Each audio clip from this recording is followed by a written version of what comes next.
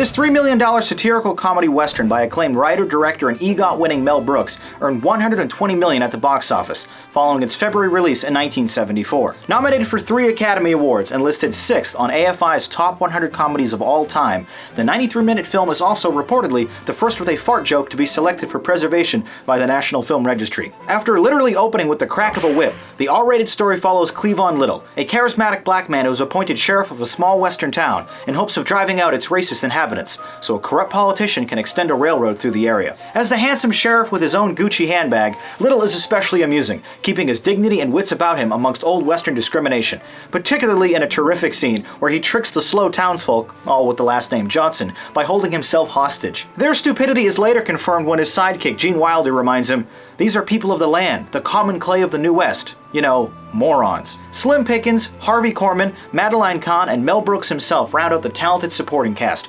each player contributing some rather exaggerated and goofy performances. While Pickens and Korman deliver the majority of the best jokes, the always enjoyable Wilder is sadly given very little to do, and feels particularly wasted in his smaller role.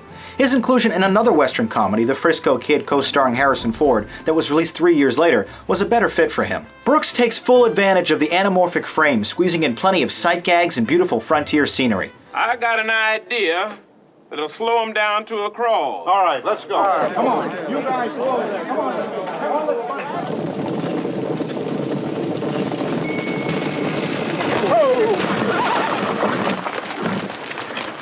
The Petamine Thruway?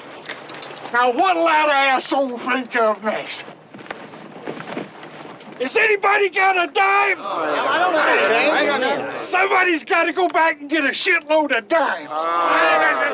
Deliberate anachronistic jokes are abound in a narrative supposedly set 100 years in the past, including references to the wide world of sports, Frank Sinatra music, and an inspired climax that sees the characters literally breaking the fourth wall, ending up right here in Mann's Chinese Theater. Littered with plenty of slapstick humor, wordplay, puns, and physical comedy, there are moments when the film delivers up to 10 jokes a minute in the tighter scenes. Plus, watching the large brute Mongo punch a horse in the face remains a hilarious moment 40 years later. And although it may be a bit tame by today's standards, the film pushes boundaries and tackles racism head-on. Backed by a light and playful score from longtime collaborator John Morris and some great original numbers by Brooks himself, the picture starts off very fast and interesting, but slows to a crawl for the middle act, before the aforementioned finale helps cement this picture's place in cinema history. A silly experience I probably shouldn't have seen as a kid, this is one movie I'm happy to revisit as an adult, still as entertaining as ever. Blazing Saddles. Juvenile laughs drive Western nonsense. Here are 3 of your reviews now from the YouTube comments.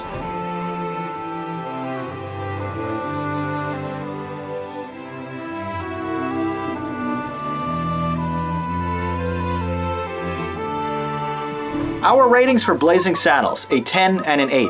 Your praise for this picture was unanimous, with many citing it as an all-time classic. You thought it was amazing. I've never been a huge fan of Mel Brooks. I mean, don't get me wrong, I really enjoy this film, and I laugh every time I see it, but it's also rather silly too, so I'm only going to give it a great.